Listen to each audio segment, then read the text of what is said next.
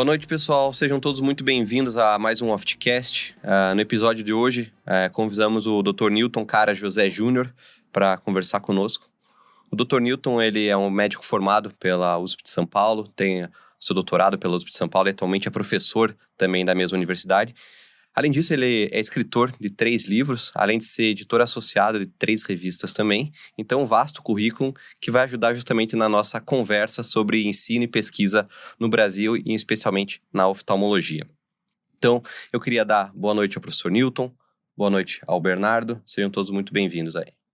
Boa noite, é um prazer estar aqui hoje mais uma vez. Obrigado pela presença, Dr. Newton, professor Newton, um médico assim, de muito destaque nacional, então uma honra para a gente ter você aqui hoje. Vai ser bem bacana falar um pouquinho sobre pesquisa, que é um tema que eu acho que é fundamental assim, para a medicina, para o avanço da medicina, né? A pesquisa é o que faz, é o motor aí da medicina, então vai ser muito legal a gente conversar com alguém que tem tanta experiência na área.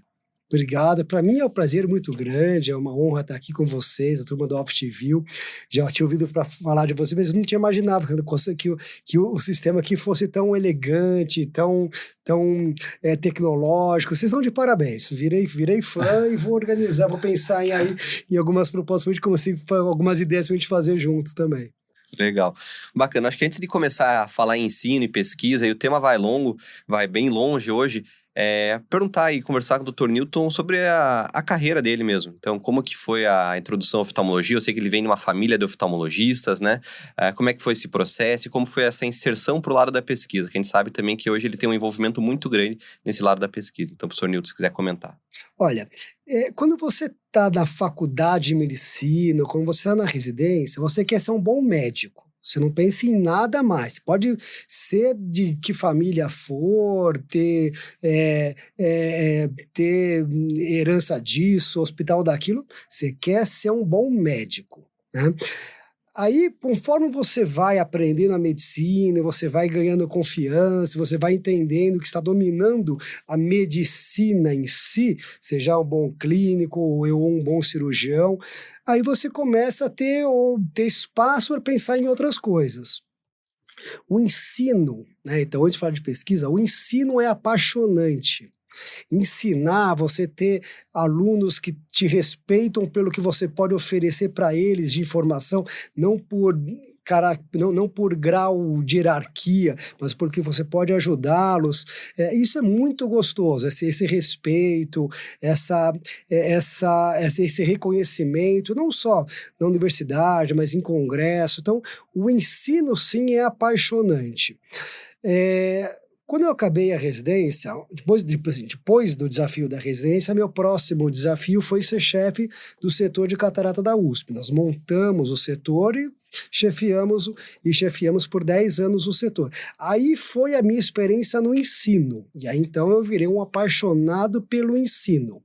Só que é interessante que quando você vai vendo como as coisas funcionam, a universidade ela tem uma estrutura maravilhosa e ela é eterna porque as pessoas vão mudando. As pessoas vão evoluindo e vão mudando. Então, quando você fala assim, professor X vai se aposentar por tempo de carreira, que bom, né? É ruim quando a gente pensa naquele professor X, mas essa certeza da reciclagem é excelente. Imagina se o indivíduo fosse chefe a vida inteira, fosse vitalício o quadro, quer dizer, e os outros? E quando ele cansasse, ou os outros que viriam atrás dele? Então a universidade não deixa isso acontecer. Então ela tem um momento para você começar e um momento para você sair. E esse turnover é o que dá a solidez para a universidade, porque sempre vão ter ótimas cabeças que vão estar te rodiziando lá. Então às vezes a gente sofre pelo professor X que se aposentou, mas daqui a pouco vai ter o Y, o Z que está vindo atrás dele, que está com a cabeça diferente, está pensando em outras coisas, está mais motivado naquele momento. Então, a universidade ela tem essa característica, a rotatividade. E quando você gosta do ambiente universitário e você fala assim, olha, eu quero ficar na universidade, a universidade tem uma regra. A regra do jogo é, para você ficar aqui, você tem que produzir. né? Não adianta você ser um bom médico, ser um cara muito simpático e não produzir. Aí você vai ser, vamos dizer, um voluntário da universidade, mas você não vai ser parte do quadro acadêmico da universidade. Ser professor, ter seus títulos e, eventualmente, até chegar a professor titular, mas fazer esse caminho universitário. Aí é a produção. Então, aí é muito claro que precisa. Produção de forma de pesquisa e produção de forma de ensino também. Além de, lógico, ser um bom médico, que daí já é a condição básica. Então, eu falei, bom, eu quero, aí sim eu reconheci que eu quero continuar na universidade. E isso é só depois que a gente conhece. Se perguntar para o residente, você quer fazer carreira acadêmica?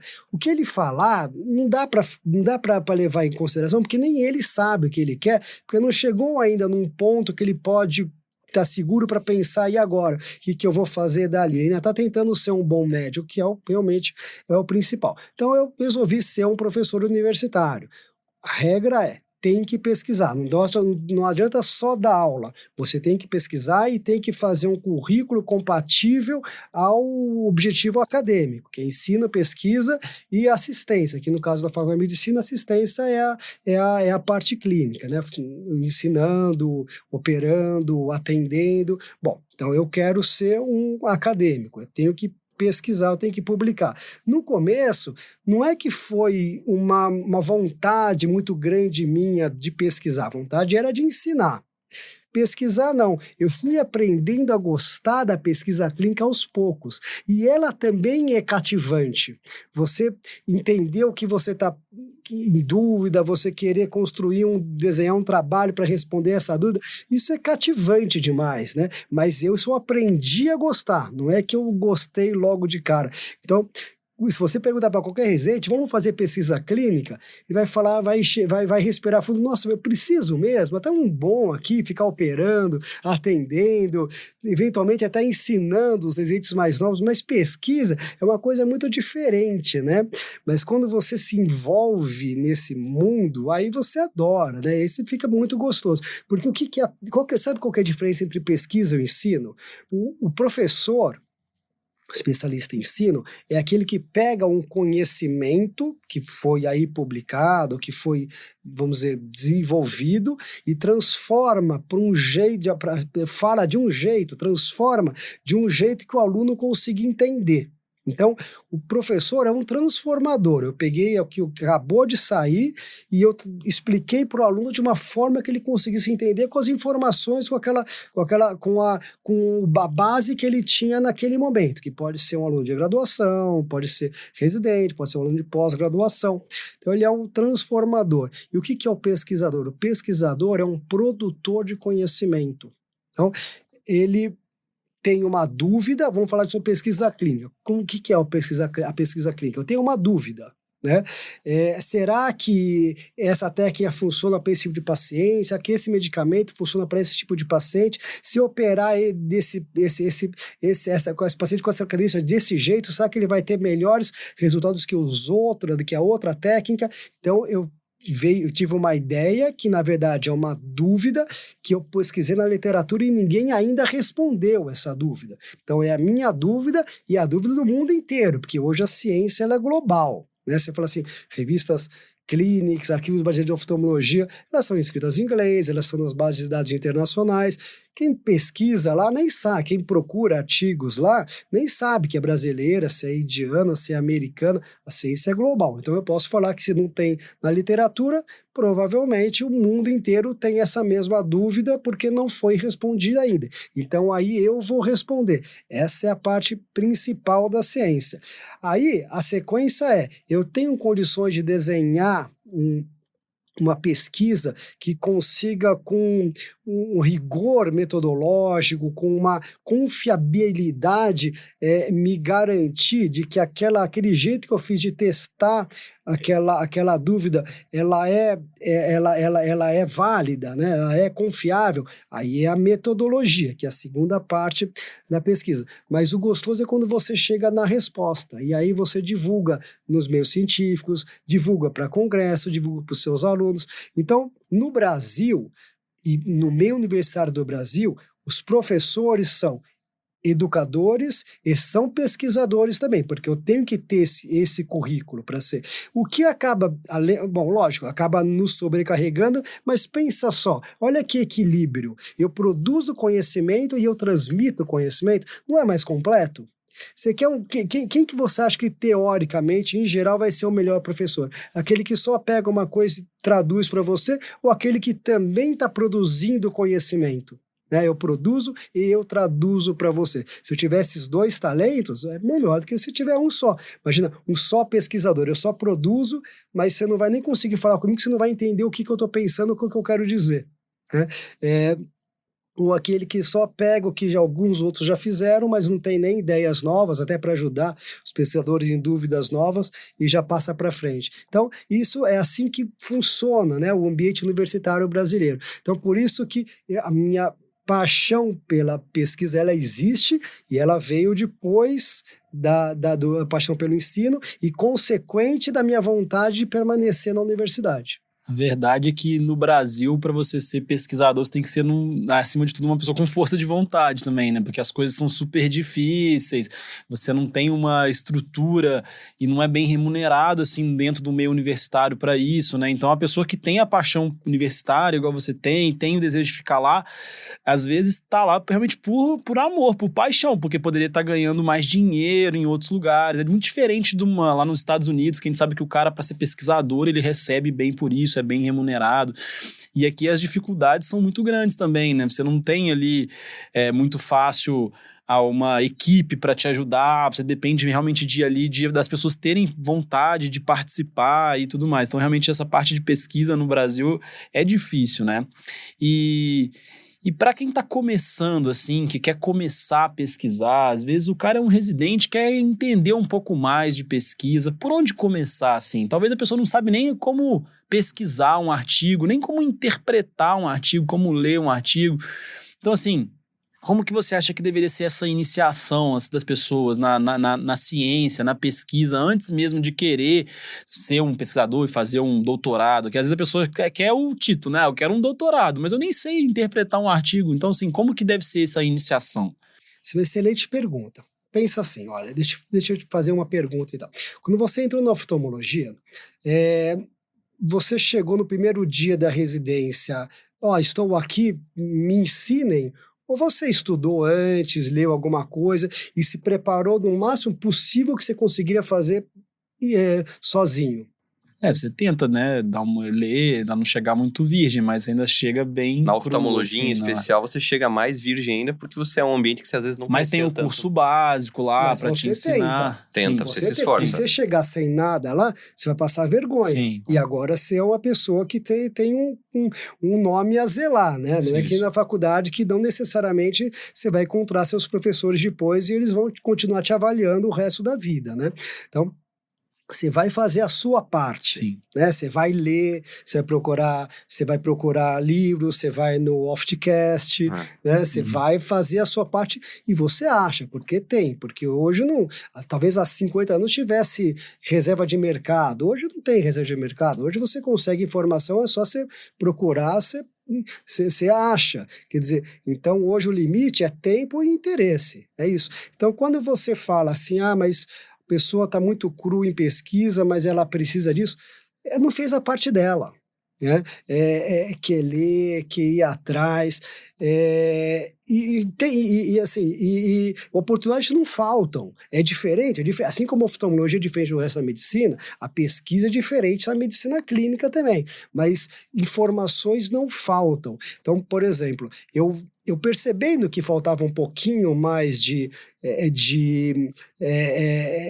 informação básica, porque tem muita informação avançada também, de informação básica, que nós escrevemos nosso livro de iniciação à pesquisa clínica, né?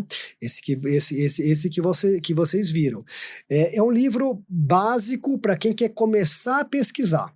Ensina tudo. Como escolher seu tema, como escolher sua revista científica para publicar, como desenhar uma metodologia, como interpretar o artigo, como buscar artigos num tema que você quer na literatura publicada, como preparar o artigo para ser publicado, escrever o artigo, falar tudo e com um jeito de professor escrevendo.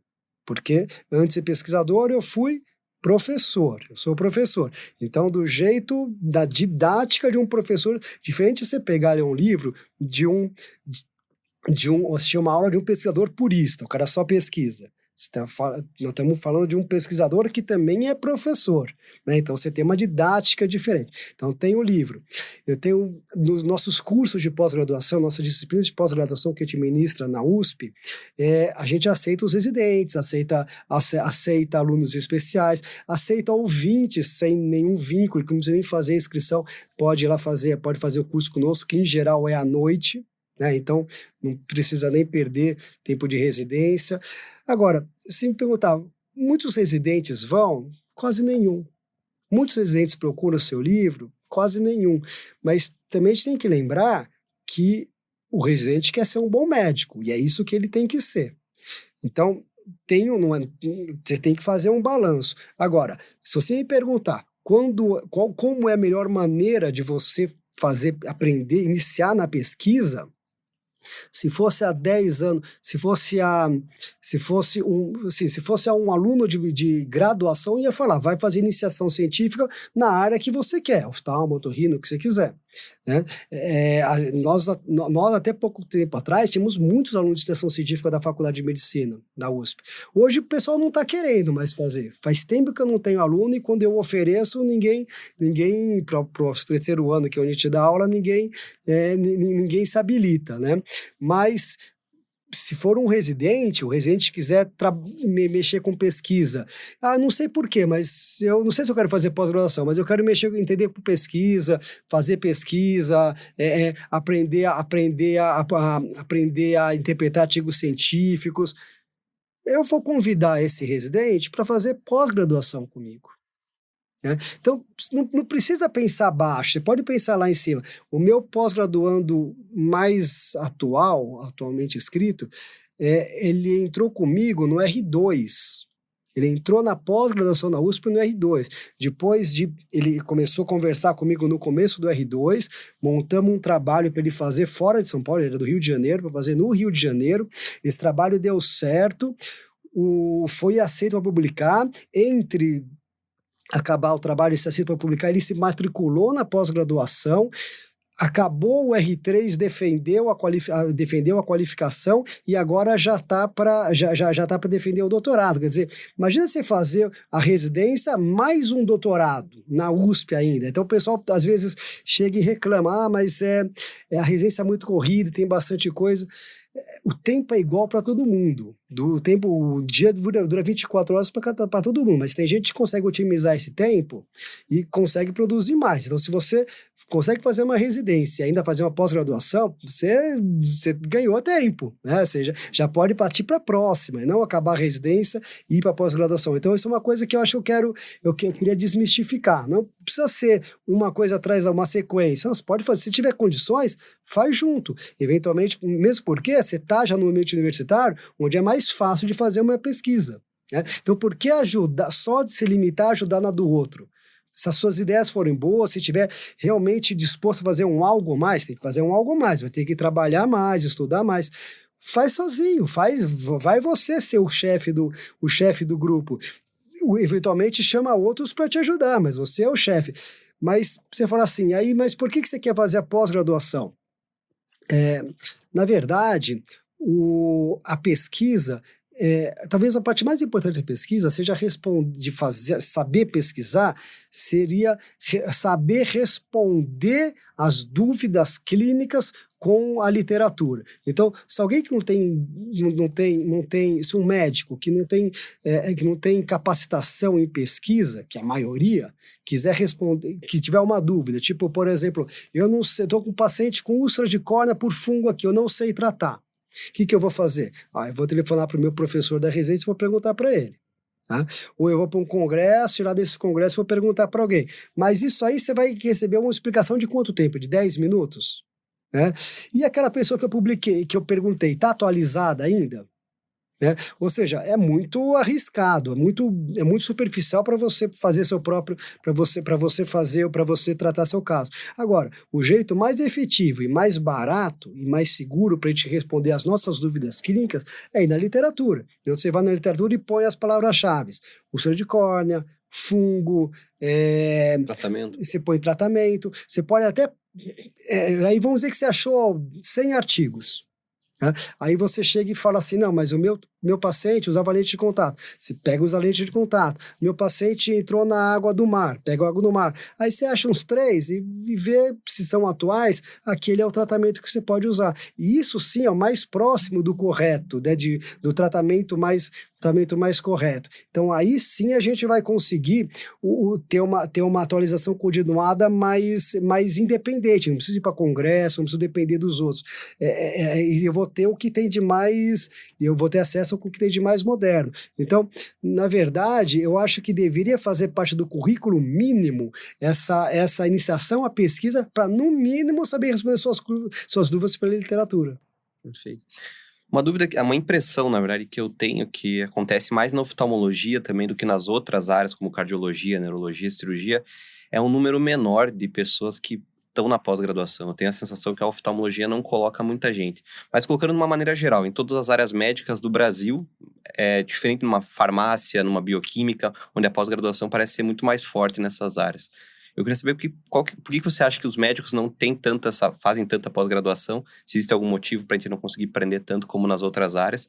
E na oftalmologia também. Na oftalmologia, comparando com as outras, se existe um motivo, ou talvez seja errada a minha impressão. Não, existe um motivo sim, você está certíssimo. Primeiro, nas outras áreas, a pessoa faz pós-graduação para dar aula. Eu tenho uma pós-graduanda que é dentista, já fez mestrado, e ela dá aula. Ela dá aula e é remunerada pelas aulas, em universidades, em pós-graduações também. E com o título de mestrado, ela tem um salário. Com o de doutorado, ela vai ter um outro salário. Então, você pega farmácia, biologia, bioquímica, tem isso. O pessoal vai por motivos profissionais diretos. Ou eu quero trabalhar numa agência de pesquisa para amparar pesquisas internacionais que tem um financiamento grande. Então, vai bem por aí. Médico, você não vê nos médicos, você não vê essa ambição, mesmo porque não tem muito sentido, porque ainda, pode ser que mude, mas ainda a carreira médica, especialmente do especialista, como oftalmologista, né, você ainda tem um campo muito maior do que de rentabilidade trabalhando clinicamente do que dando aula. Né? Eu acho que vocês tiveram uma ideia ótima aqui nessa parte das aulas, cursos virtuais, mas dar aula assim presencialmente, em faculdade, isso aí não, mas então... Por isso que os oftalmologistas têm pouco interesse para pós-graduação, porque eles não vão ganhar nada diretamente. Agora, não deveriam. Tá? E aqui vamos fazer então meia-culpa e tentar entender como que é o sistema de ensino médico no Brasil, que é um sistema que tem vantagens, mas tem muitas desvantagens também. Esse sistema muito rápido de evolução e tal. Por exemplo, você vai num congresso europeu, principalmente, você não vê jovem no congresso. Fui no congresso português, alguns anos atrás, antes da pandemia, não tinha jovem. Eu era não só o mais jovem dando aula, como o mais jovem do congresso. Não tinha jovem. Residentes em Portugal, eu acho que, somando o país inteiro, são 30. Alguma coisa por aí. Não são mais que 50, com certeza. É isso mesmo. Em Portugal. Né? Então, você tem pouquíssimos jovens, mas por quê? Porque a formação é muito longa. Né? Então, não é que a faculdade dura necessariamente muito tempo, mas o pessoal vai se formando em muito tempo. Você pega os Estados Unidos, por exemplo, para fazer oftalmologia, você tem que fazer clínica antes.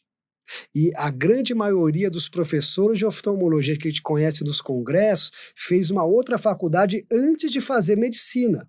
Fez física, fez engenharia. Então, as grandes cabeças que inventam forma de biometria, que inventam aparelhos, que desenvolvem equipamentos, essas cabeças geniais não vieram só da medicina, tem um embasamento de química, de engenharia, de matemática antes, fizeram outra faculdade antes. Eles não têm pressa de entrar no mercado. E tem mais, e se aposentam antes.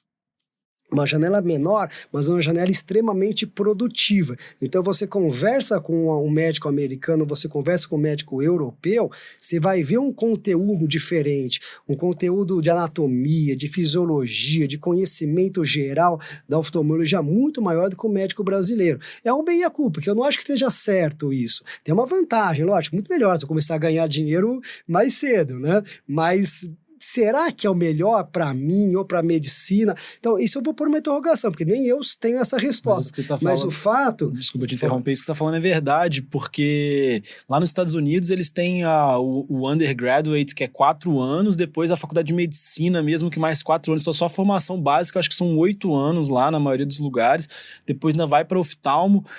Nos Estados Unidos eu não tenho certeza, mas no Canadá, por exemplo, a residência de oftalmo, ela se não me engano, ela era 5 anos em vez de 3. É maior, nos Estados Unidos acho que são 4. E então eu tive a oportunidade de fazer um curso em Boston quando eu estava no R3, e eram os senior residents lá dos Estados Unidos fazendo também o curso. E assim, eu tinha na época, molecão, assim, 25 anos, sei lá, eu já tava no R3, e os caras lá, tipo, 35 anos, a formação dos caras é muito mais longa mesmo. Ainda se formando. Agora, pensa só, depois que você acabou a residência, o que você vai aprender? Você aprende pouco, porque você está já num meio de ganhar dinheiro, de empreender, fazer aquilo. É o tempo de formação, quer dizer, só 3 anos para oftalmologia é pouco. Né? Eles têm muito mais tempo para pensar na oftalmologia, por isso que as grandes ideias de inovação, de descobertas vêm de lá, então eles são recompensados por essa genialidade, por esse investimento na formação. Então eu acho que o médico brasileiro pega por formação. Hoje, por exemplo, no Brasil, imagina só, não estou nem julgando se está certo ou está errado, mas hoje um R3 que operou bastante facomusculação na residência, fez lá de repente mais 2 anos de fellow, de repente está aí operando 50 cirurgias por dia, pegou aí um filão aí do SUS de repente, está fazendo 50 cirurgias por dia, coisa que é impensável na Europa ou nos Estados Unidos, alguém tão jovem assim, e eventualmente até ganhando bastante, mas em termos de produção intelectual, vai ser um cirurgião, só isso. Não agrega em nada para oftalmologia e para medicina, né? Pro conjunto, ele vai inventar alguma coisa, vai desenvolver uma técnica nova, ele tá repetindo o que ele aprendeu, aquele pouco que ele aprendeu a fazer. Diferente se ele tiver uma formação muito mais geral, ele pode até operar muito, mas aí ele tem uma cabeça para pensar em coisas diferentes. Então, o que eu questiono é o tempo de formação. O Brasil deixa o especialista em oftalmologia sair já com 3 anos e já fazer tudo, né? É questionável. Agora, aí você pega a pós-graduação. A pós-graduação funciona para quê? Para que serve? Serve para formar professores e pesquisadores, é isso. Tá? Mas se você for pensar bem, se eu quiser continuar me formando, investindo em mim mesmo, para onde que eu posso ir se não for a pós-graduação? Fiz minha residência, fiz meu fellow, que é totalmente técnico, né? Residência é técnico. Fellow é mais técnico ainda, né? Mas eu quero melhorar a minha formação porque eu tenho tranquilidade financeira, eu não tenho pressa, eu não casei, não tenho filho, eu tenho uma outra fonte de sustento. Então, não preciso cair na vida louca de ganhar dinheiro para me sustentar. Agora, eu quero me formar mais para ser melhor, para dar boas aulas, para ser reconhecido entre os meus pares, para os congressos e tal. E para onde você tem? Para onde você vai? Você fez sua residência, você fez seu fellow. E aí, para onde você vai? Né? Então, não tem. No Brasil, se você quer mais, você quer se formar de uma forma diferente, mais...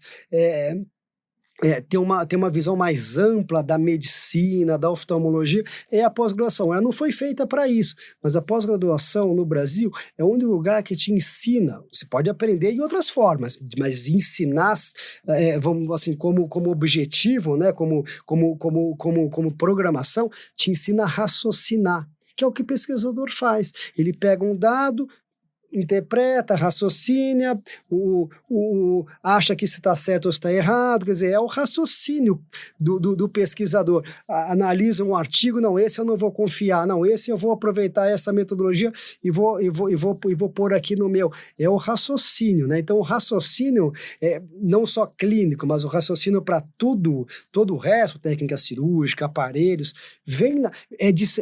ele é estimulado na pós-graduação. Com quem que você vai conversar com os grandes nomes da oftalmologia? Na residência? Não é, você não vai ter acesso.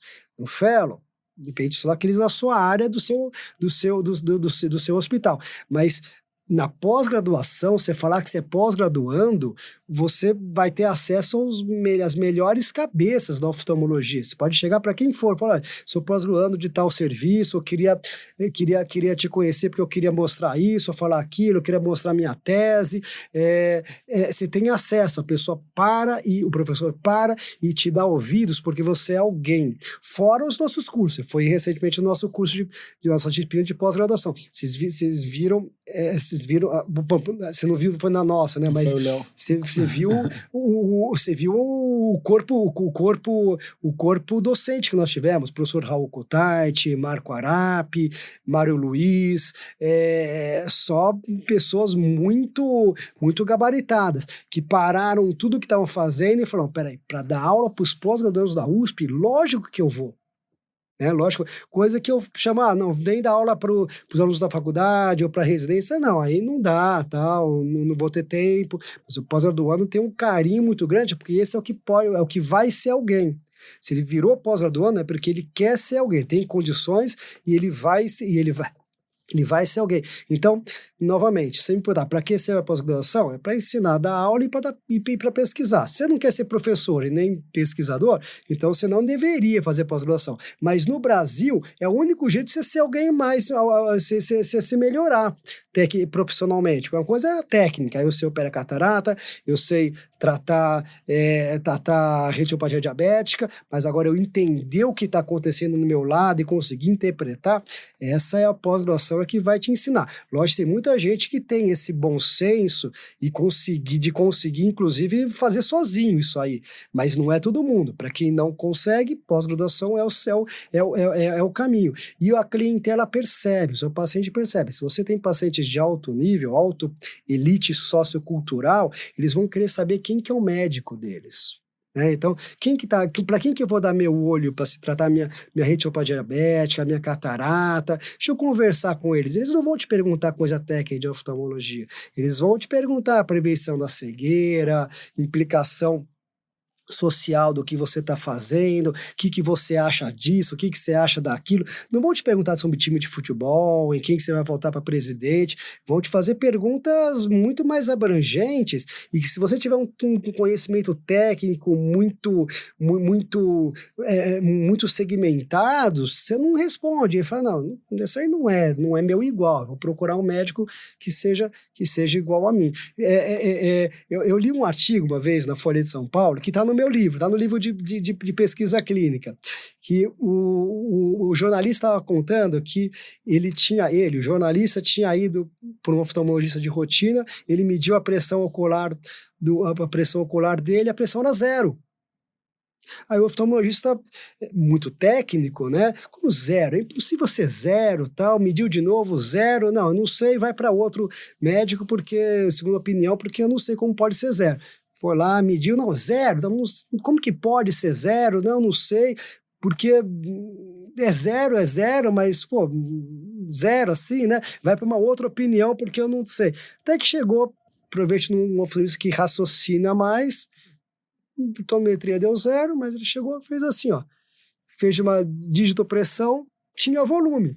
Então não pode ser 0, né? Se seu olho está informado, né, e não colapsa na pressão, então não é 0. Né? Daí ele explicou, olha, o olho é que nem uma câmara de pneu. Né? Se ele tá murcho, se é 0 a pressão, ele tá murcho. Seu olho não tá murcho, né? São os nossos sistemas de medida que não estão conseguindo avaliar o seu olho especificamente. É um problema técnico do sistema, não é clínico do seu olho, não é biológico do seu olho, mas precisou um raciocínio diferente para você sair daquela só técnica. Se é 0, tem que ser 0. Não, peraí, se é 0, quais são as outras possibilidades? Então, é esse tipo de raciocínio que a gente está falando, sair um pouquinho da técnica, né? E é o que a gente observa bastante, enquanto você falava, eu estava refletindo um pouco nos colegas que a gente vê que fazem fellow atualmente. É muito essa necessidade mesmo de se inserir no mercado, né? A gente vê que os fellows procuram muitas vezes serviços que têm dias mais livres para trabalhar mais e acabam se dedicando menos ao fellow e tem um interesse menor ainda em pesquisa, porque não vem esse benefício não só de aumentar o raciocínio, a mente, mas eles não veem essa ideia que você pode crescer com pesquisa também. Então, o que você acha que poderia ajudar como estratégia, talvez, a gente está indo num nível muito mais a fundo, assim, educacional no Brasil, que pudesse ajudar a incentivar tanto o fellow como o pós-graduando? Seriam bolsas maiores? Seriam parcerias com indústrias para a gente? Porque o Brasil é muito fraco nesse aspecto, né? Eu acho, só complementando a sua pergunta, eu acho que também, às vezes, muitas vezes o cara busca a pós-graduação, mas até mais pelo título, né? E acaba fazendo ali a pós, faz uma tese, depois para por ali também, não continua pesquisando, né? É claro, tem as exceções, né? Como o professor Newton, que está aí até ensinando e coordenando, orientando e tudo mais, mas eu vejo muita gente, pelo menos da minha época, o cara quer fazer o doutorado por causa que o título vai dar ali para ele uma chance melhor num concurso depois, ou vai ser bem reconhecido na cidade dele, mas não é pelo genuíno interesse de ser um pesquisador. E eu acho que se houvesse mais incentivos, talvez se a carreira de pesquisador fosse mais valorizada até pelas instituições, tivesse mais verba para pesquisa, como a gente vê, por exemplo, nos Estados Unidos, talvez isso houvesse mais incentivo nesse sentido. Né? Bom, são duas posições diferentes, deixa eu explicar, e importantíssimo a gente refletir sobre isso. Primeiro, aquela parte de você só ter o título. Para o Brasil, tá bom. Para o modelo brasileiro, tá bom. Assim, já é um vitorioso, super vitorioso quem chegou até lá. Pelo menos ele aprendeu a pesquisar, aprendeu a procurar, buscar dúvidas na literatura, a interpretar artigos científicos, treinou o raciocínio. Esse está ótimo. Eu continuo pesquisando porque eu estou na universidade. E para eu continuar na universidade e subindo, eu preciso continuar pesquisando. Então, para a gente é uma obrigação. Eu adoro, mas é uma obrigação. A gente tem que fazer isso. Para quem não tem essa obrigação, você vai ter outras prioridades. Então, não está errado isso. Agora, querer muita verba para pesquisa, isso nunca vai ter. Né? Esse que é o ponto. O pesquisador no Brasil sempre vai subsidiar. Sempre eu banco a minha pesquisa. Eu ganho um dinheirinho aqui do CNPq, ganho uma coisinha lá, ganho, que não é nem 10% do que eu precisaria, do que eu ponho na pesquisa. Uma pós-graduanda minha, ela recebeu agora uma bolsa do CNPq de R$2.000 por mês. Pô, super feliz. Eu falei, não é de você ficar feliz assim? Porque esse dinheiro pode guardar, porque você vai usar para a sua tese. Porque você vai ter que pagar estatístico, você vai ter que pagar corretor de português, você vai ter que pagar os volumes em si, pagar para publicar na revista, em geral são $1.000. Então você pode ficar tranquilo que esse dinheiro vai entrar em gota a gota e vai sair já numa ondona aí, né? Então, mas é alguma coisa. Agora, querer mais do que isso, a gente não vai conseguir, mesmo porque tudo que entra de dinheiro para pesquisa é tão burocrático, você tem que escrever tanta coisa, relatório, prestar contas, e eu acho que tá certo, não tá errado, mas chega uma hora que você fala, quer saber?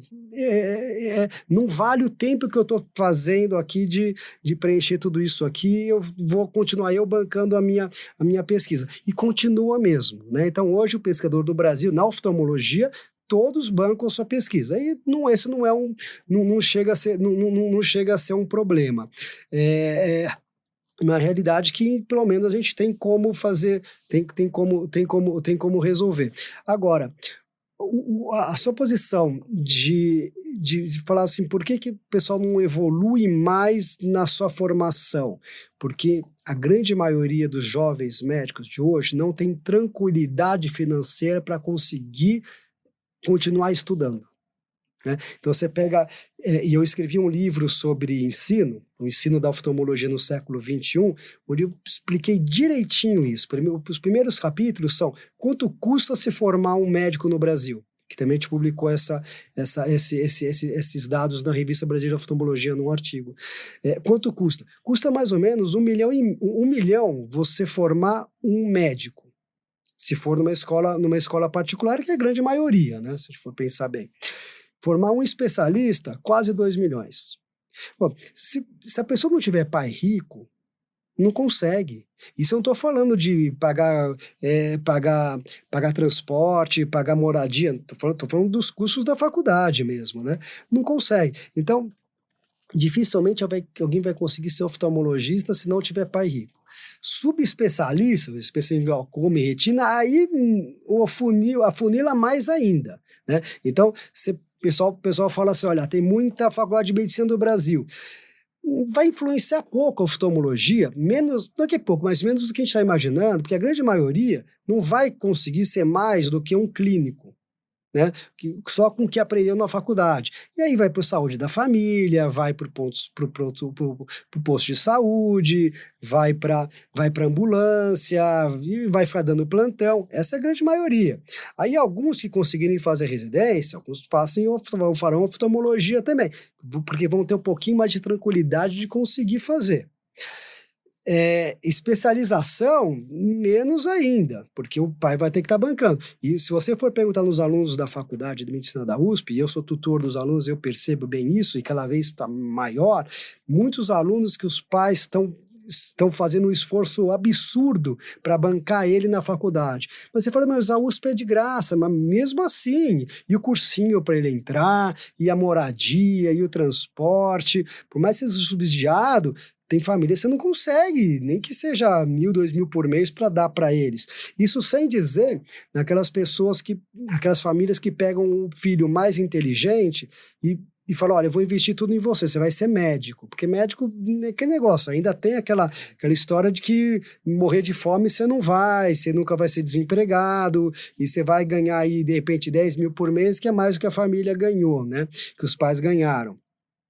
E, de repente, põe os outros irmãos numa escola pública e ele numa escola privada, com cursinho, com tudo, já que é o mais promissor, para entrar na faculdade. Só que daí quando sair na faculdade vai ter que bancar a família, aí vai ter que retornar. Esse é o trato, né? Então quando você vê muito suicídio, muita depressão, também tem muito por causa disso, porque o pessoal na faculdade começa a perceber que a vida não vai ser fácil, né? Porque aí cai a ficha, né? Na faculdade, pô, cadê esse dinheiro todo que o pessoal falou que essa mina de ouro que eu vou encontrar? Não tá vendo que não vai encontrar. E aí tem a família pressionando, expectativa, de repente aí o estresse todo também é por causa disso, né? Então ele vai ter que voltar o dinheiro, vai ter que pagar a conta o aluguel da família, a escola do irmão mais novo, e não vai fazer residência, vai ter que já ganhar quanto ganha lá o pessoal de saúde e família. Na pandemia estava ganhando 10.000 por mês, né, para ficar na UTI da pandemia, né? O pessoal que acabou de se formar, quer dizer, então a maioria vai para lá. Agora, aquele que consegue ir para uma residência, consegue ir para uma subespecialização e pega o tempo livre para trabalhar, assim, se for uma questão de senão ele morre de fome e a família também vai ter dificuldades, aí é uma coisa, mas para ganhar mais, para juntar dinheiro, né, que a grande maioria dá plantão fora, trabalha fora na residência, porque quer trocar de carro, porque quer viajar, porque já que não fez fazer coisas que nunca fez, né? Mas justo naquele pouco momento onde ele pode se aperfeiçoar, né?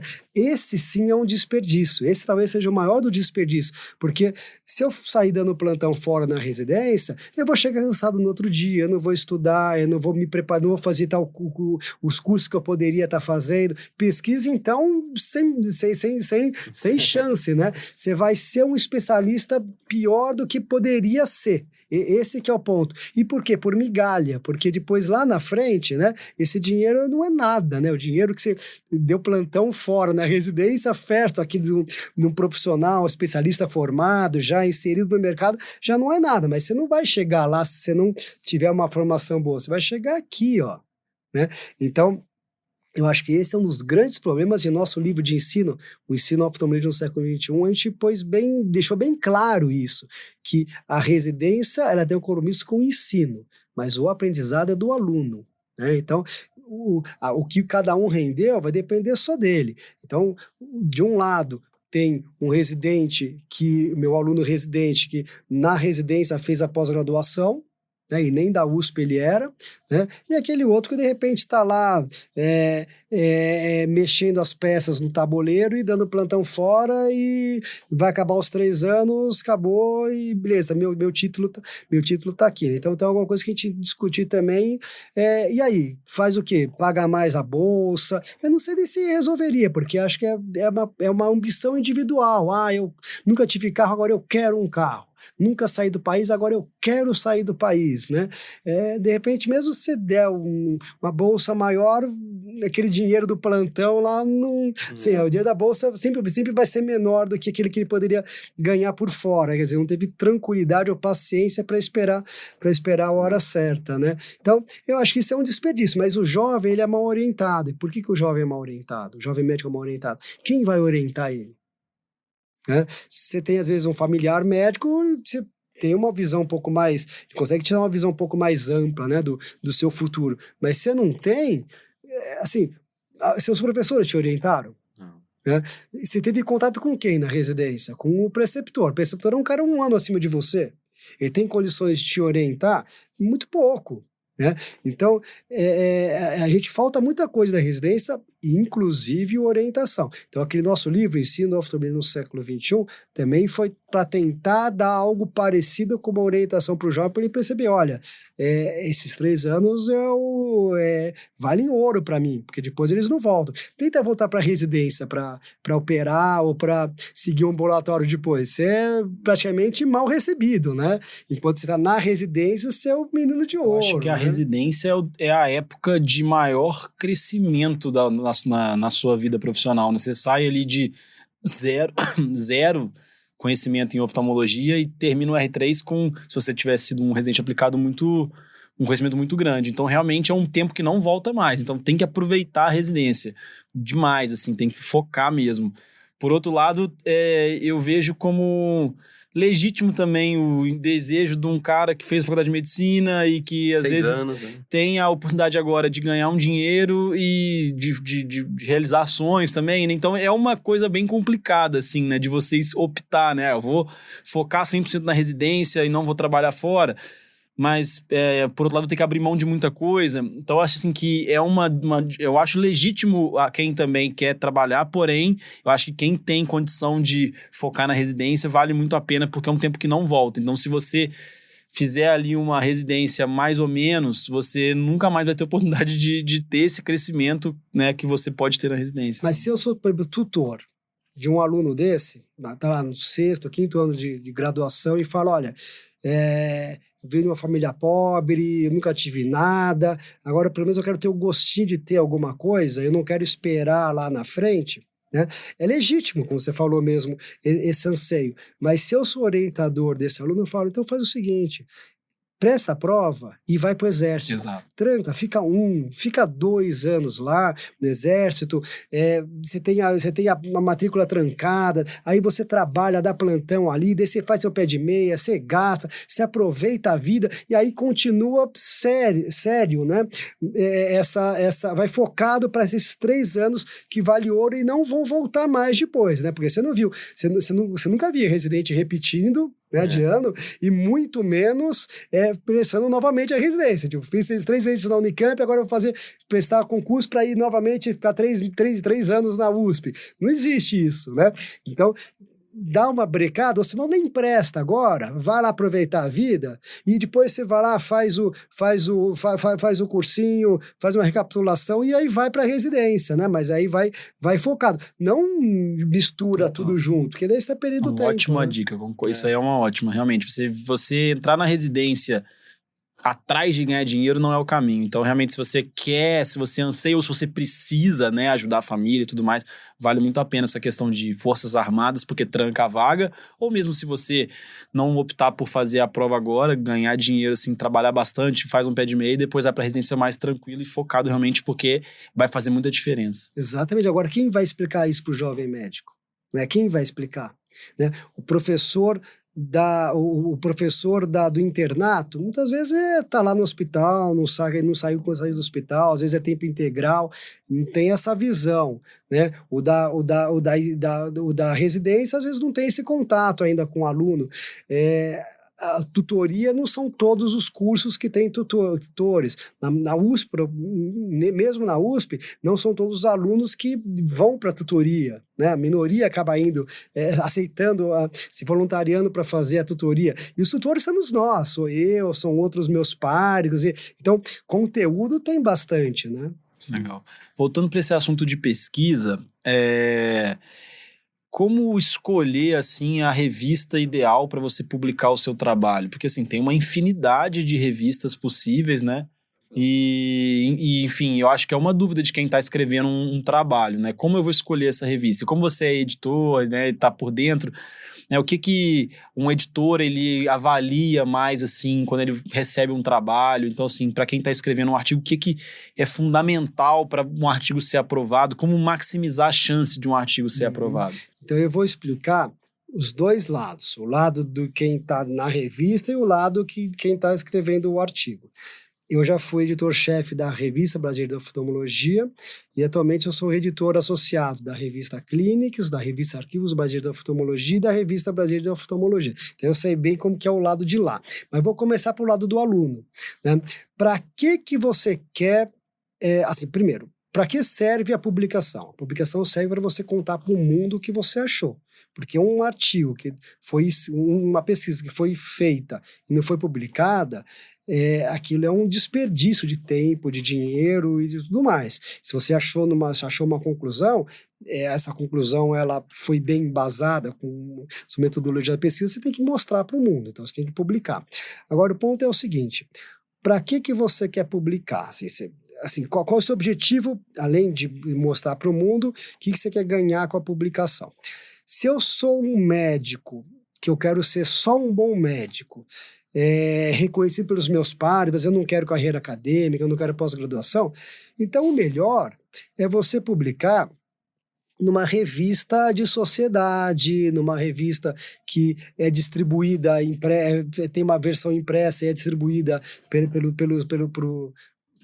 os seus membros, obrigado, para os seus membros, então você vai ter mais visibilidade, é a visibilidade que você quer, porque não é também você escrever um artigo super bom, publicar no Ophthalmology e achar que os brasileiros vão ver, ninguém vai ler, os pesquisadores talvez, alguns, mas o resto não. Agora, se você publicar no Arquivos Brasileiros de Oftalmologia, que tem sua versão impressa, que é distribuído, que é promovido pelo Conselho Brasileiro de Oftalmologia para todos os seus sócios, você vai ter muito mais gente lendo. Então, para você, aliás, você vai ser a melhor revista, né? Você vai focar lá. Né? Qual que é o padrão de qualidade do Arquivos? É esse, eu leio vários artigos semelhantes no Arquivos, então com essa metodologia, com essa casuística, então aqui o Arquivos aceita, então eu vou focar nele, porque não é focar lá em cima, que eu vou ter mais trabalho e se é para eu ficar me promovendo, não vai adiantar muito, né? Porque quem eu quero que leia não é quem vai ler.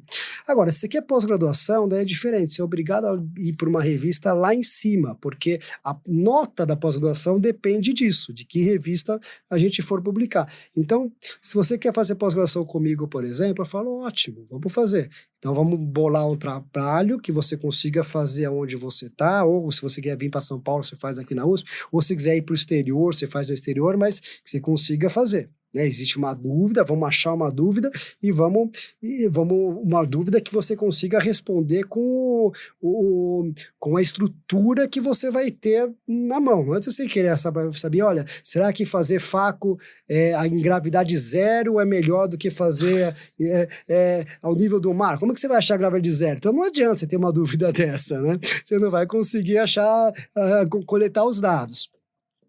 E na hora que vem uma dúvida pertinente, então o segredo do artigo é o seguinte, a dúvida é pertinente, porque também não adianta eu querer mostrar, fazer tipo a seguinte dúvida, será que os casos de conjuntivite que chegam no meu consultório particular têm a mesma complexidade daqueles que chegam no hospital escola? Para quem vai querer ler isso, essa conclusão? Né? Ou características dos pacientes que são operados de catarata na USP, nas palavras clínicas, e quem vai querer? Tem que ser uma dúvida que seja comum para mais gente. E quanto mais gente tiver essa mesma dúvida ou se beneficiar pela resposta, mais valioso vai ser meu artigo. Então começa pela pergunta. Se eu fizer uma pergunta que só diz respeito a nós três aqui, só vale para nós três. Eu não vou publicar em lugar nenhum que não esteja um espectro maior do que aqui. Se interessar só para a USP, vou publicar na revistinha da USP. Se interessar para os moradores do estado de São Paulo, numa revista, de repente, que pega o estado de São Paulo.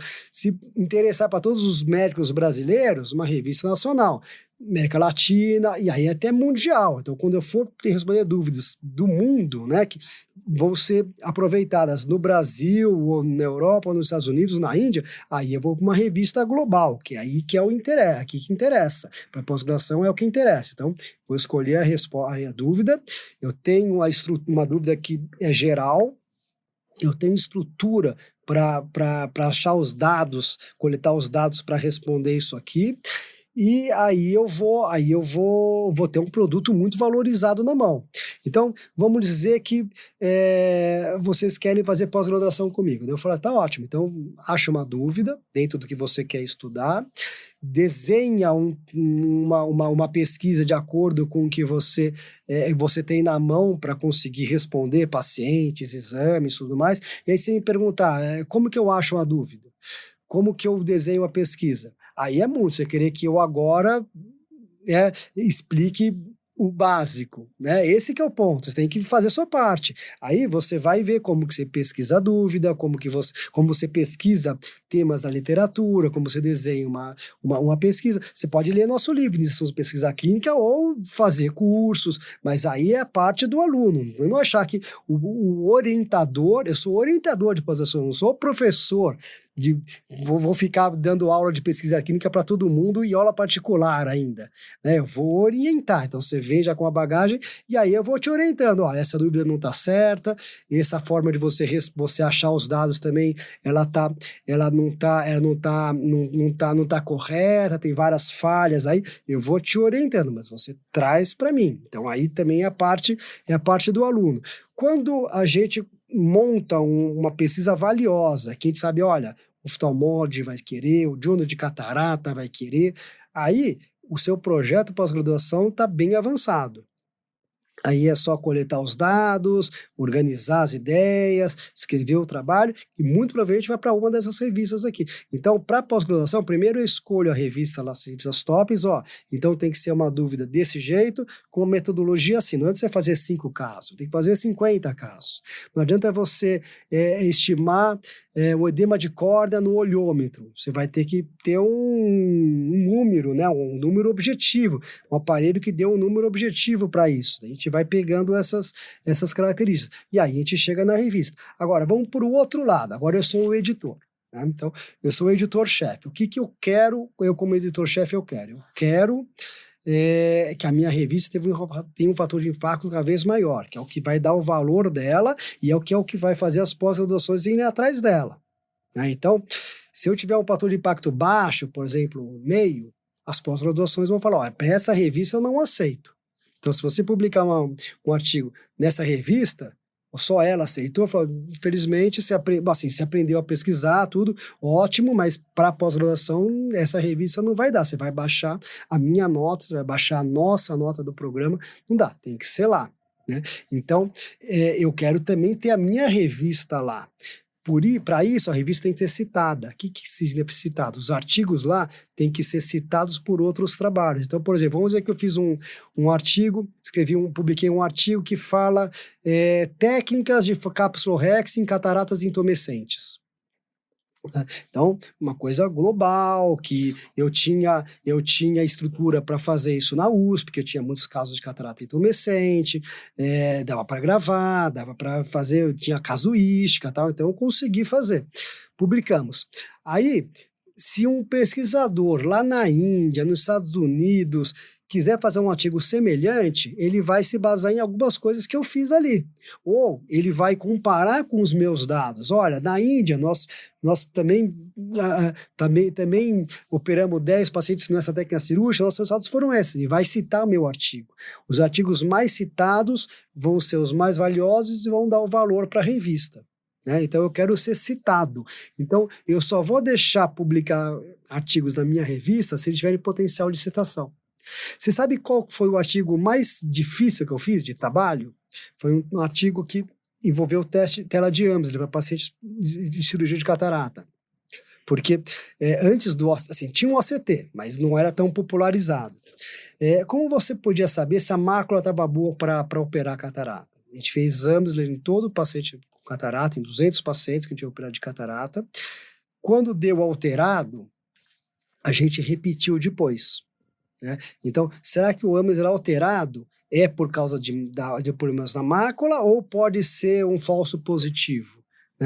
Então, 5% da nossa casuística, o Amsler deu alterado antes e deu normal depois. Qual que é a nossa conclusão? 5% dos casos de catarata tem um Amsler falso positivo por causa da catarata. Se você não precisar, se não tiver um OCT, você pode estimar isso, Ou seja, e os exames normais, nenhum deles tinha degeneração de mácula, nenhum problema na mácula, o prognóstico foi muito bom. Então, é uma conclusão interessante, Sabe aonde eu publiquei? Numa revista de fator de impacto baixíssimo. Eu tentei lá em cima, Ophthalmology, Journal of Ophthalmology, todas foram negando e negando muito rápido, e nenhum aceitou. Um trabalho com uma casuística grande, uma resposta, uma dúvida importante, uma resposta valiosa, mas não tinha tecnologia, não tinha potencial de citação. Quem vai citar um trabalho de tela de Amsler? Ela acaba lá mesmo. Agora, se eu faço um trabalho com OCT, e a outra pessoa tem um OCT também, de repente aparece um OCT mais moderno, vamos comparar se aquele trabalho que o Newton citou aqui, com esse OCT mais moderno, ele é melhor ou não para isso que ele estudou lá. Então, abre uma margem de um leque assim, de potencial de citação. Então, lá de Amsler ninguém quis citar, então os editores não quiseram aceitar. Então, eu lá vou querer o quê? Vou querer tecnologia, vou querer realmente novidade, e novidade assim que vai continuar a gerar outras dúvidas, uma dúvida gerou outra dúvida, e assim que aparecem as dúvidas. Se você me perguntar como que eu faço para idealizar uma dúvida, vai ler na literatura que vão aparecer dúvidas ali que vão ser desvendadas, vão aparecer via outras pesquisas. Então, aí que entra o editor. Agora, isso é bom e é ruim, porque se você tiver um artigo que a resposta foi negativa, quer dizer, será que a técnica cirúrgica B que eu inventei agora é melhor do que a A, que é o padrão ouro para cataratas intumescentes? Se eu achar que não, que a A, que já é a padrão ouro, é a melhor, quem vai querer publicar esse resultado que não vai dar em nada mais? Ninguém vai citar porque acabou, é um ponto final. Mas está errado, porque se eu não publicar, então não existe essa informação. Então outras pessoas vão ter a mesma ideia e vão gastar tempo e dinheiro fazendo. Quer dizer, então é pro mal e pro bem, Assim, mas esse é o mundo como ele funciona. Então, o editor ele quer uma coisa, o autor tem outra. E vamos ver se as coisas vão combinando. Agora, por outro lado, o que tem aí de novidade? Você ouviu falar do pré-print? Pré-print é uma ideia nova que está ganhando muita força. Ainda não está excelente, mas está ganhando muita força. É um repositório onde eu publico o meu artigo, do jeito que tiver. Não tem nenhuma revisão por pares. Eu vou lá e publico lá. E aí, outros pesquisadores interessados no tema vão ali, acham esses repositórios, esse artigo lá, e falam o que eles acham. olha, eu acho que podia ser melhorado aqui e ali, fazer outras perguntas, assim como editores caça-talento também vão atrás para falar, olha, esse artigo não foi publicado ainda, eu gostei dele, tem tudo a ver com a minha revista, tudo a ver com o que eu quero. Você não quer publicar aqui? Lógico que é um convite que ainda vai passar para revisão por pares, mas só o editor já te chamando para levar o artigo para lá. Então eu deixei alguns artigos assim, não deu muito certo os artigos que eu pus, mas eu tentei. Você põe lá, é como se fosse um portfólio para os editores irem lá caçando talentos, né? E ver, não, esse aqui, vem cá, você conhece a minha revista? Talvez você não conheça ainda, tá? Nosso fator de impacto é X, você não quer tentar publicar aqui? Tem o perfil dos artigos que a gente quer. Então, você vai conseguindo ter saindo dessa via única, né? Olha, eu tô só na mão do editor dessa revista. Você tem outras oportunidades. Assim como você também tem armadilhas, tem revistas caça-níqueis. Né? Você viu que custa $1.000 para você publicar. E se de repente é uma revista que conseguiu artificialmente um fator de impacto médiozinho, que pode me interessar e está querendo que eu publique lá porque eu vou pagar $1.000 para ele. Revistas online hoje podem publicar infinitos artigos, não custa nada a mais para eles. Certo? E eu tô ganhando, quer dizer, então virou também uma fonte de renda, né? Então, também tem esse perigo. E revistas predatórias, em geral, a gente conhece. Então, também no currículo é falar negativo. Mas às vezes também você não tá nem sabendo. Quer dizer, então, tem muita armadilha nessa fase, nessa área também. Agora, só para finalizar esse assunto, nós estamos falando de citação. Sabe o que é uma citação boa? É tipo 30 citações. Aqueles revolucionários, né, tem 100, 200 citações, chega a isso. Agora, de repente você põe um vídeo aí legal, um podcast legal aí no YouTube, você tem quantas visualizações ou likes? 1.000? 2.000? A gente tá falando aqui, ó, 10.000 para 200, para 20, né? Quer dizer, qual que é melhor, 20 pesquisadores ou 1.000 ouvintes? 1.000 médicos, né? Quer dizer, então, a nossa própria métrica hoje em dia ela tá questionável, né? Quer dizer, então tem muita coisa assim que essa área tá mudando muito rápido. Eu fiquei interessado, você contou pra gente antes aqui em off, né, que você já foi editor-chefe e agora é editor associado e que aí tem os revisores abaixo, assim, que você escolhe, né? Então, como que é o caminho, assim, de um artigo quando ele chega numa revista? Vamos supor assim, Arquivos Brasileiros de Oftalmologia, eu submeti lá o meu artigo. Quem que olha esse artigo? É o editor-chefe que ele olha todos primeiro ou é o editor? Como que é? E depois, assim, quem que você escolhe depois os revisores? Então, assim, quem que aprova ou não esse artigo que chegou lá? Qual que é o caminho do artigo até ser aprovado? Excelente pergunta. Primeiro o artigo chega e passa para a secretária. Se as referências não estiverem em ordem, se aquela apresentação não tiver certinha, não tiver anuência da comissão de ética, todos os requisitos estiverem certinho, volta. E porque a secretária mandou, não passou nem por nenhum revisor, por ninguém. Aí se a secretária fala, olha, tá tudo certo, né, aí ela entra. Vai primeiro para o editor-chefe. O editor-chefe é como se fosse um político. Ele vai ver se interessa, se não tem nenhum conflito, tal, mas ele não vai necessariamente julgar a técnica do trabalho. Né? Ele vai ver o jeitão, olha, esse tema não me interessa, esse potencial de citação aqui é muito fraco. Daí, o que ele puder, ele já nega, até para não sobrecarregar a equipe dele, porque um editor-chefe tem o quê? 7 editores associados. Pô, se você der 10 trabalhos por semana para cada um deles, vai formar fila, porque a gente não consegue gerir isso aí, né? Então ele faz a primeira filtragem, olha, isso aqui já não começa, não consegue, então, por exemplo, vamos dizer que eu mande para Nature um trabalho meu da oftalmologia. Você acha que vai passar do primeiro bloqueio? Não vai, porque não é o perfil da Nature. Né? É uma coisa de oftalmologia, de repente uma casuística pequena que não mude o mundo. Né? Então não vai, mas imagina se passasse, se obrigatoriamente seguisse todo revisor, tudo. Pô, imagina o dinheiro que eles iam gastar. New England Journal of Medicine, né? Uma revista de medicina geral, vai mandar um artigo pequeno de oftalmologia, né? Não vai... Então nem passa. Então bom editor-chefe, ele já faz essa peneira para não sobrecarregar a equipe com alguma coisa que não interessa já para ele. Em geral, a pessoa tem até resposta pronta, assim, e tal.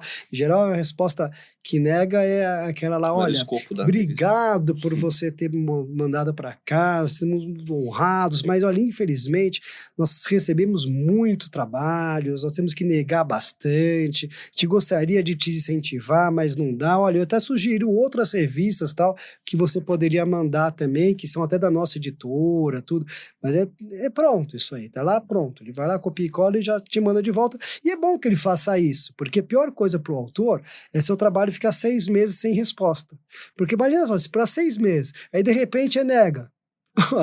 Não nega logo, eu já mando para a seguinte, né? Então, é bom quando ele faz isso, já nega tal, e pronto, eu já passo para a próxima, nível um pouco menor tal, eu vou acertando o meu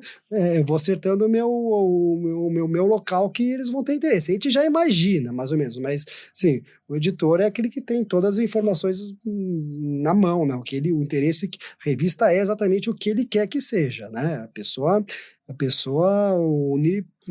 assim, é a pessoa que manda e desmanda na revista. Mas daí ele falou, não, tem potencial. Vamos ver se tecnicamente ele está direitinho, né? Aí ele manda para o revisor associado, para o editor associado, que no fundo é o editor de área. Então, por exemplo, na revista Clinics, eu sou editor associado e recebo todos os trabalhos de oftalmologia. Então, todos os trabalhos de oftalmologia vêm para mim e vão para um outro editor, que é o Rubens Belfort Júnior, né? É o outro editor. Se é da USP, automaticamente vai para lá. Se é da Unifesp, automaticamente vem para cá, os outros sorteiam, né? E aí vem para a gente. Eu vou ler o trabalho, ver se ele está correto, ver se ele interessa, porque agora o editor-chefe não é especialista em catarata, e eu recebo, o editor-chefe, na Clinics, o editor-chefe não é oftalmologista, eu sou, vi um artigo de oftalmologia, então ele não tem como julgar se é alguma loucura que estão falando, tipo, tira um olho, vai lá, trata, põe de volta, se não for algo muito gritante, ele não vai julgar Sim. isso, e nem quer, porque vai que de repente é uma técnica super inovadora e não está sabendo, né, porque ele não é oftalmologista.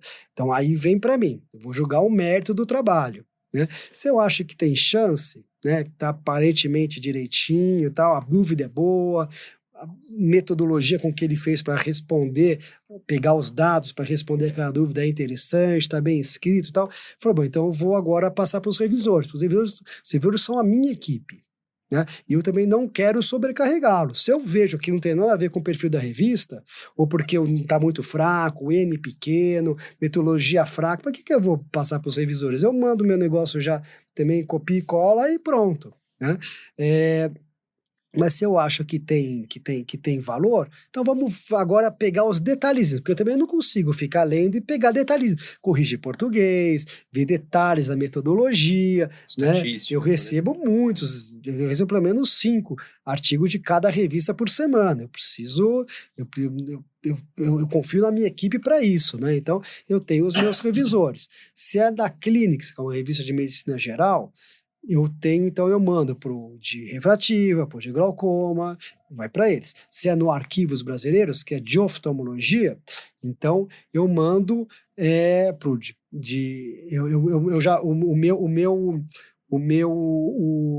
eu já recebo mais, assim, já é um nível melhor, porque é só oftalmologia, né? Então, eu também mando para aqueles de. E aí, no Arquivos, você só recebe de catarata? No Arquivos? No Arquivos, é isso que eu ia falar. No Arquivos, eu só recebo de catarata. Na Clinics, de toda a oftalmologia. E aí eu escolho. E aí os revisores são só da subespecialidade, né? Então, aí eu tenho meus revisores. E vamos dizer, tem destrabismo, né? E eu não tenho nenhum revisor junto comigo, assim, que eu converse e tal, de estrabismo. Mas eu posso escolher qualquer um lá do banco, do banco de dados da editora. Então, se eu quiser mandar para Marisa Polatti, eu não tenho o telefone dela, o e-mail dela, mas eu acho o nome dela lá e mando para ela, né?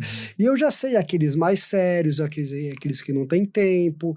Por exemplo, se você mandar um artigo do Arquivos Brasileiros para um professor titular super atarefado avaliar, ele vai falar que não, isso se responder. Então você já sabe, né, para quem que você tem uma ideia de quem você vai mandar, fora aqueles que você sabe que eles estão do seu grupo, se para os meus pós-graduandos, os meus ex-pós-graduandos. Se eu mando um artigo por um ex-pós-graduando meu, ou alguém que está na minha equipe e ele se nega a responder, eu pego o telefone e ligo para ele, pô, mas eu tô te prestigiando aqui, então você não quer mais, então é isso, você não quer mais ser revisor, eu vou te tirar. Eu tenho essa liberdade, aí ele sabe, então ele já sabe que tem que fazer certinho. Agora, um professor superior a mim, professor titular, eu não posso fazer nada, né? E ele sabe que eu mandei e tal, não, chega, o Newton tá mandando toda hora, não vou. Então, você sabe quem você tem na mão, e você pode inclusive mandar para professores internacionais que você nem conhece. E pelo menos fica e aí quem que dá o ok final? Então, aí o revisor, ele dá a opinião dele, né? Ele dá a opinião dele. E aí volta. E é sempre mais de um revisor. E aí volta. A opinião mais importante é negativa. Porque, de repente, assim, elogiar é muito fácil, certo? O difícil é falar mal e explicar por que falou mal, por que não gostou, né? Então, às vezes, você mandou para um cara bom, mas de repente ele nem leu direito. Ah, tá bom, vai, não quer também falar que eu não vou ter tempo? Tá aí, tá, porque você seu currículo fica marcado lá. Pegou, tá bom, tá aprovado. Você não sabe se ele fez isso, né? Assim, pelo perfil, você já sabe se o cara é sério ou não, mas algumas vezes você não sabe, ele não escreveu nada. Agora aquele lá que criticou um monte de coisa, deu sugestões, pô, esse é o cara que mais se dedicou, sendo que considerando que você só mandou artigos para pesquisadores bons, né? Então, assim, aquele é que você vai me mandar mais. Então, depois você mandou para 3 revisores, 2 aprovaram e um não aprovou, um rejeitou, mais extremo, você rejeita. Então daí você rejeita, porque o negativo vale mais. Tem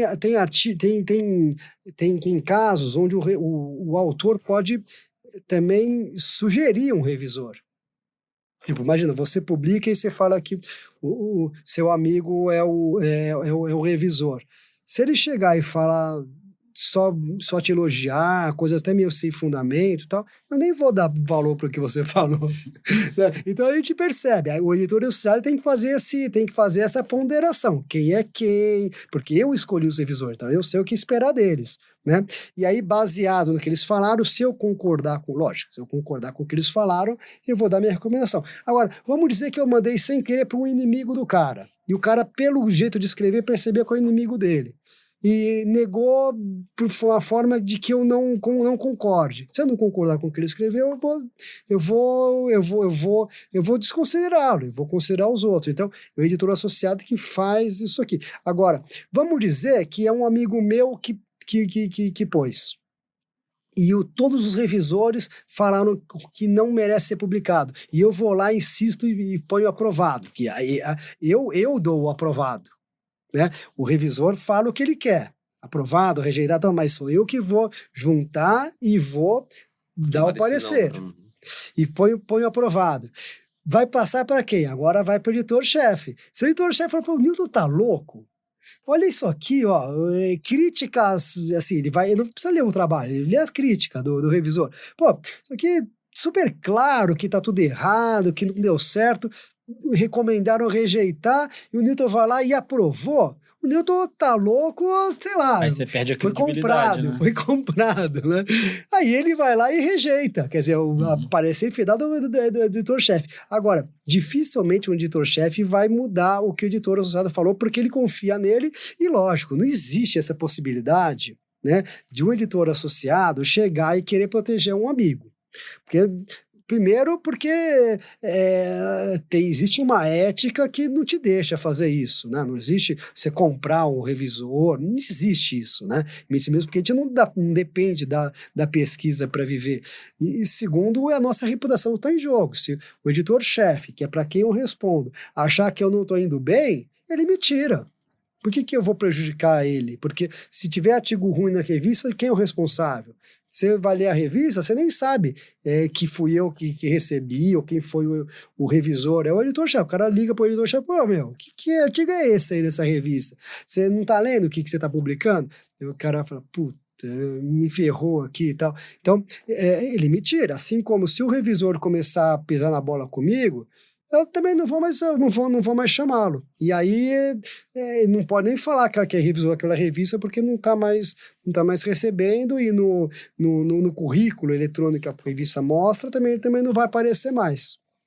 Legal, Então, essa parte foi legal entender, né, como é que é o lado de lá, né? Então a gente manda um artigo, a gente nem sabe o processo que acontece, né? Então achei bem legal esse relato. É um processo grande, né? Porque passa por... E quem que devolve quando respondem um artigo, por exemplo, tá bacana, mas corrija esses pontos? É o editor associado ou são os revisores? Não, aí são os revisores. O pente fino são os revisores, que tem que ler, reler, corrige o português, corrige isso. O editor associado, lógico, ele lê tudo e tal, mas não tem como a gente ficar corrigindo português, corrigindo detalhezinho, porque a gente vai receber muito artigo.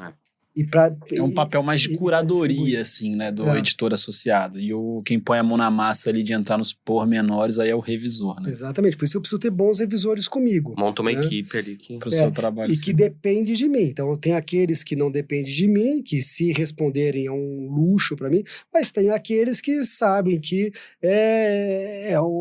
tem uma pirâmide, né? Você tem seus séculos, o pessoal que você formou, que você indica para dar aula aqui, que você promove. Esses eles, além de serem honrados, né, com artigos para eles revisarem, poder falar que são revisores da revista, eles não querem queimar o filme com você, né? Quer dizer, então, por exemplo, se o professor Mário Luiz, que é meu chefe de pós-graduação, ele me indicar para rever um artigo, pô, lógico que é sim, porque ele vai saber que se escrever não, ele vai saber. Ele falou, pô, o Newton, nem eu pedindo, quer dizer, ele pode nem falar nada agora, comigo. Se eu pedir para você revisar, não.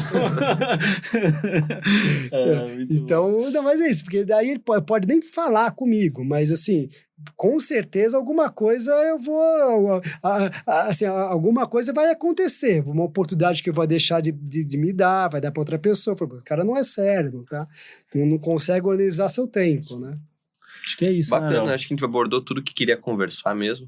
Se o Dr. Newton quiser... É um assunto amplo, né? Então, acho que a gente conseguiu falar de várias coisas, de educação, de formação, ensino, de pesquisa. Então, gostei muito da conversa. Então, agradecer o Dr. Newton aí pela participação, ter disponibilizado o tempo de vir aqui. A gente sabe que tem muitas tarefas, então é uma honra pra gente. Então, realmente, obrigado pela sua presença. Acho que a audiência vai gostar bastante do papo. Porque realmente foi um papo bem diferenciado que a gente teve hoje aqui. Para quem gosta de ensino, pesquisa, ou quem não gosta, só quer ouvir um pouco, acho que vale a pena bastante. Obrigado, Newton. E assim, só para finalizar, eu queria assim, deixar o pessoal, o jovem médico bem tranquilo, que no Brasil não existe aquele pesquisador mesmo, né, que só faz pesquisa. Então, não é assim, eu não gosto de pesquisa, eu não vou fazer pesquisa. Não é.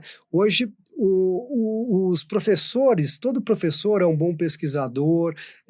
Se vocês forem ver quais são os médicos mais importantes, não estou falando na universidade, mas nos congressos, na sociedade, são aqueles que são acadêmicos, né? Se for ver, esses estão mais de destaque. Mas por quê? Porque a academia pôs eles lá, ou porque eles tinham uma cabeça mais dinâmica e se prepararam melhor, se promoveram mais, e aí naturalmente esses foram que cresceram mais, né? Mas o fato é isso, hoje os líderes, os grandes líderes da oftalmologia são, não vamos falando parte política, a parte clínica mesmo, eles são acadêmicos, e para estar na academia você tem que pesquisar, você tem que ensinar, então é tudo um conjunto, quer dizer, então não adianta falar assim, eu não gosto de pesquisa, então eu não vou pesquisar. Você só vai aprender a gostar de pesquisa depois que você começar a pesquisar. E a pesquisa é muito mais um meio do que um fim. É um meio para uma ferramenta para você chegar onde você está pensando em chegar, que é a evolução profissional. Bacana, excelentes palavras aí. Show de bola. Então, valeu, pessoal. Boa noite. Boa noite para todo mundo. Obrigado pela audiência.